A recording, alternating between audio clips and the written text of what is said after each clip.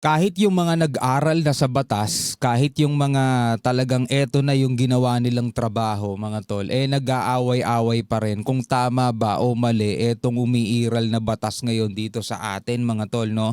Dahil dito sa impeachment trial dapat ni Vice President Duterte na sinabi ng Supreme Court na unconstitutional o labag sa saligang batas. Pero sabi o tingin ng ilang retiradong mahistrado ng Korte Suprema, taliwas sa umiiral na patakaran ang desisyon ng Korte Suprema.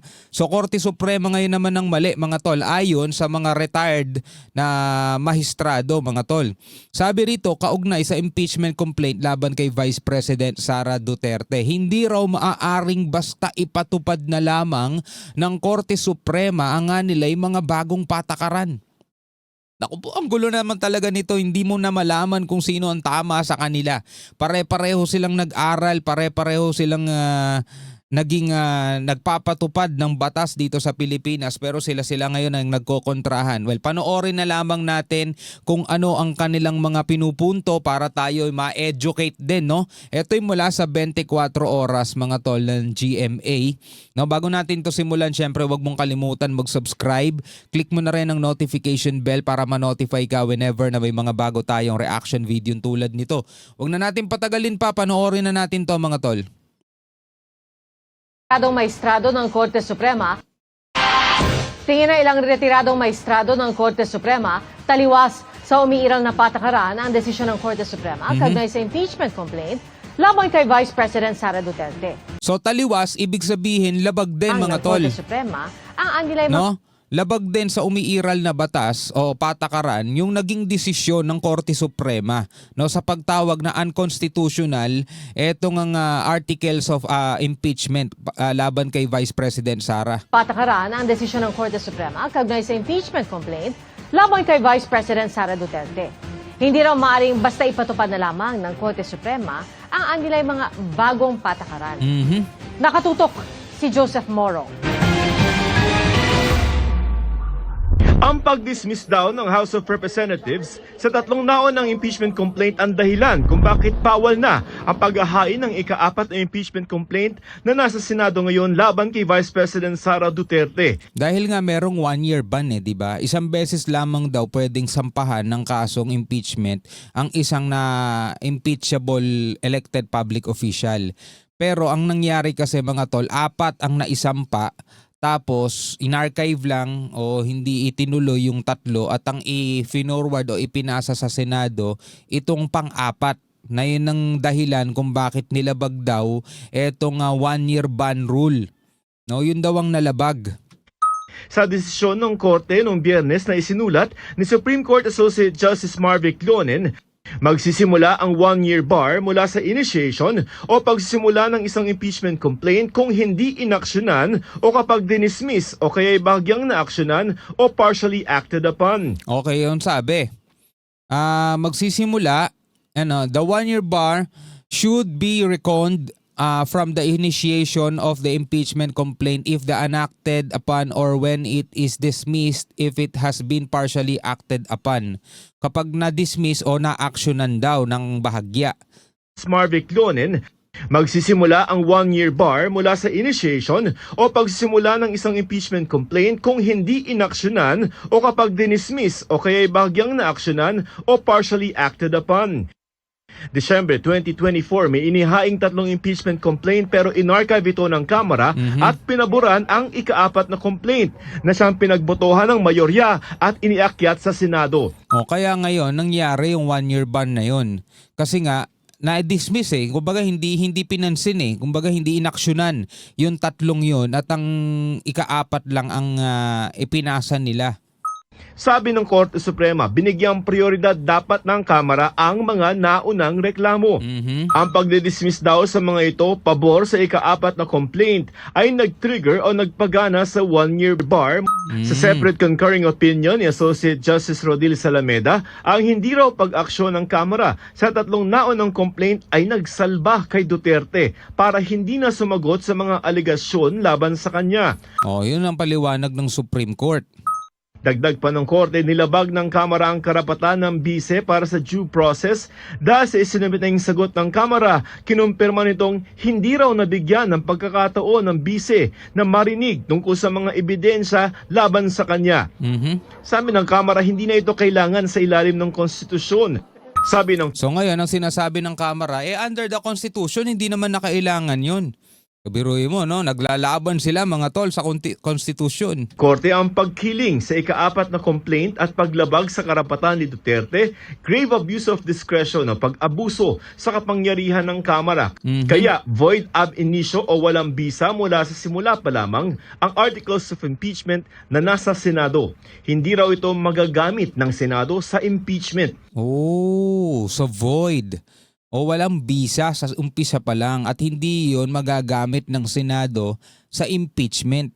So kung maitutuloy man ng Senado ang impeachment, yun ay parang walang bisa din. Kumbaga nagpakasal ka pero peke, no, wala ring bisa. Pero sabi rin ng korte, hindi nila inaabsuelto si Duterte sa mga aligasyon. Ang anumang desisyon daw ay makakamit lamang sa pamamagitan ng isa pang impeachment process na didinggin at nahatulan ng Senado.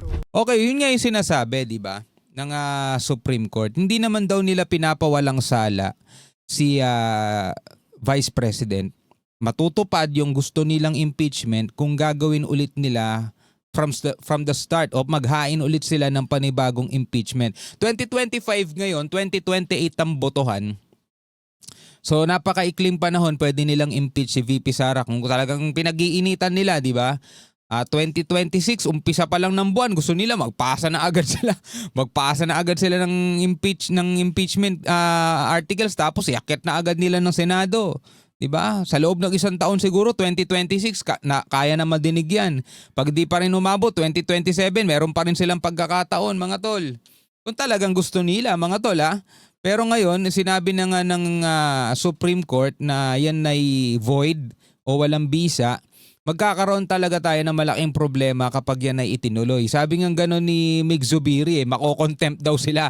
Pwede daw sila ipa-contempt ng Supreme Court kapag hindi nila pinakinggan o binaliwala nila yung desisyon ng Supreme Court, no? Pero para kay dating Supreme Court Associate Justice Adolfo Ascuna, tila nagbigay ng bagong definisyon ng korte kung kailan nagsisimula ang isang impeachment case. Well, ito'y opinion na lang ng isang retired na mahistrado. Wala na siya sa katungkulan, so hindi niya na rin pwedeng diktahan pa o pwedeng anuhin pa yung mga nakaupo ngayon. Kahit na marami nagsasabi, yung ilan dito sa mga mahistrado, ilan dito sa mga Supreme Court Justices, mga ano pa yan, mga tawag dito, si dating Pangulong Duterte pa ang nag-appoint nung mga yon, mga tol. Kaya yan ay pinagdududahan din ng mga tao, no, na pumapabor kayo kay Duterte kasi inappoint kayo ng dating presidente. Yun na sinasabi ng iba, mga tol, ha. Nataliwas sa umiiral ngayong patakaran. Sa ngayon kasi, batay sa desisyon ng korte sa Francisco Jr. versus House of Representatives noong 2003, itinuturing na initiated ang isang impeachment complaint kapag nailagay na ito sa order of business ng Kamara at ni-refer sa committee. Pero sa bago-ani ang definisyon, batay sa desisyon ng Korte Suprema, maituturing na rin na nasimula ng isang impeachment complaint kapag hindi ito na-refer sa komite, dinismiss o in-archive tulad na nangyari sa tatlong naunang reklamo. Apela ni Ascuna sa Korte Suprema, ituring na valid o may bisa ang mga aksyon na nakaayon sa dating definisyon sa ilalim ng Doctrine of Operative Facts at gamitin na lamang ang bagong definisyon sa mga susunod na kaso. Ganito din ang Special, no, pag kay Vice President, gamitin niyo yung dati. Pag sa mga bago, hindi, gamitin niyo yung bago. ni retired Supreme Court Associate Justice Antonio Carpio. Ang ginagawa ng Supreme Court, retroact nila to this case. The House, the people did not know that there was this requirement because there was no requirement like this. You cannot make it retroactive. It should be prospective. You know, doctrine of operative fact. If there is a new requirement, you cannot say, oy, bakit hindi mo sinunod ito? Paano mo isunod na wala nga yun? It did not exist at the time. Wala rin daw pagdinig na hinihingi May point naman si Carpio. ang unang definisyon sa mga impeachment complaint na pinagbotohan ng mayorya. Ang sabi niya ng Supreme Court, it cannot be an ex parte hearing It has to be an actual hearing. That will require time. Para kay So kailangan nilang gawin mga tol, mag-ano sila, mag-file sila ng motion for reconsideration, no? Isa yun sa mga dapat gawin ng Kamara. ating Supreme Court Associate Justice Antonio Carpio, maaaring umapela ang Kamara sa Korte Suprema Ayun, umapela. Magano sila, maghahain sila ng apela. para maitama ang mga umano'y pagkakamaling ito. I think out of courtesy naman to the Supreme Court, itay nila yung motion for reconsideration. Uy, tama ako. Let's give the Supreme Court an opportunity to correct itself. So, kahit na unanimous sila, we can point out na, first of all, meron namang approval Maaaring nalabag din daw ang karapatan ng Kamara. So kapag yun ay binago ng Korte Suprema yung na kanilang naging hatol, pwede na ulit ipagpatuloy yung impeachment. Kaso kailan kaya hahatol mga tol? No? Alam nyo naman ang hatolan dito sa Pilipinas sobrang tagal. That's normally the case. Talagang i-delay nila ng i-delay, no? Lalo-lalo na sinasabi nga ng mga tao rito, appointees daw ng dating presidente itong mga nasa mahistrado mga tol, di pwede nilang i-delay yan. Kaya kung ako sa kanila mga tol, hintayin na lang nilang panibagong taon at magsampa ulit sila ng panibago. Tapos isa lang, kung ano yung inakyat nila nung una, yun lang, wag na maghain yung iba, wag kasi kayo nagmamadali Case, no? Dapat may oral argument. In this case, there are two petitions sa Supreme Court kay VP Sara at saka kay Attorney Torion. The House was never made to comment. Kasi pag you were not heard through a comment, through an answer, walang due process yun Ito, walang order for the House to comment. So ang nagsasalita rito mga tol, retired Supreme Court Associate Justice Antonio Carpio. So may alam siya dyan. No, tayo'y nakikinig lang. Sir, walang due process yun Ito, walang order for the House to comment. Para kay retired Chief Justice Artemio Panganiban, respetuhin daw ang desisyon ng Korte Suprema pabor man ng publiko dito o hindi. Tama rin Pero naman. maaari pa raw umapela o humingi ng klarifikasyon ang Kamara. Mhm. Kung siya lamang daw sa halip na tila magmadaling maglabas ng desisyon, dapat daw nag-issue muna ng status quo order ang Korte o wag munang dinggin ng Senado ang impeachment complaint habang may dinidinig na petisyon. Sana rin daw nagsagawa ng oral arguments para rito bago nagkabotohan. Para sa GMA Integrated. No, ano sa tingin ninyo mga tol? No, basa tayo ng ilan sa mga comments. Sabi rito, nakakapagtaka sa 12 appointees ni Digong sa Supreme Court kung bakit walang oral argument na inumpisahan. Basta na lang nagbobotohan. Sabi nga nagbotohan. Ha ha ha. So 12 appointees daw mga tol ni Digong. Sabi rito ni unofficial PBBM News.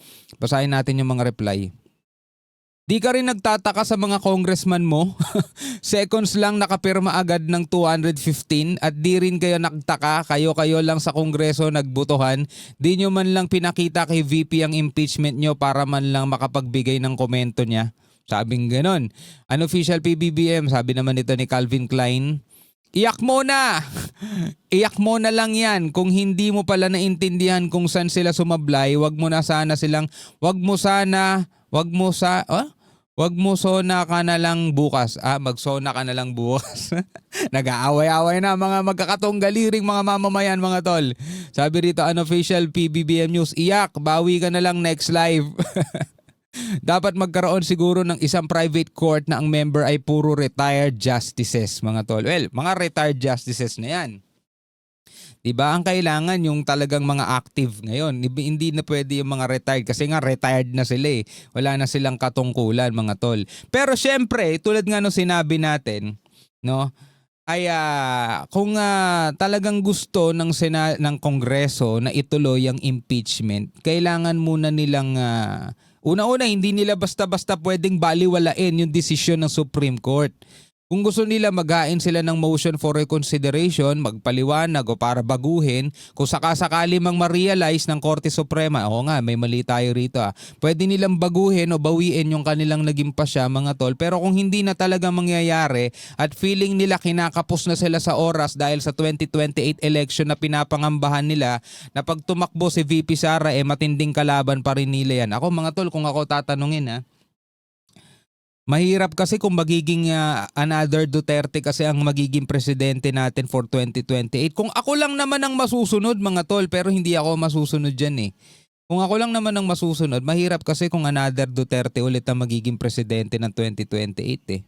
Kung ngayon binabatikos ni VP Sara ang pagkiling di umano ng Pilipinas sa Amerika, ewan ko kung babatikusin niya sarili niya kung kikiling siya sa China balang araw. Well, hindi natin masasagot yan sa ngayon. So ngayon ang hinahabol ng kanyang mga kalaban na kailangan ma-impeach natin to si VP para hindi siya makatakbo sa presidente sa 2028. Yun ang kanilang hinahabol. So ngayon, madedelay yan. Kung talagang trip nila, mga tol, di magpasa na lang ulit sila ng panibagong impeachment nang walang nilalabag sa saligang batas. Well, sinabi naman nila wala daw silang nilalabag pero hindi yun ang tingin ng Korte Suprema. So sino ang dapat masunod sa kanila at sino ang dapat irespeto ng magkabilang panig? Ang Supreme Court rerespetuhin ng Kamara o ang Kamara rerespetuhin ng Supreme Court? Ano sa tingin ninyo? Comment na lamang kayo sa ibaba. Hanggang sa muli, ako nga pala si Shobal D. Peace out.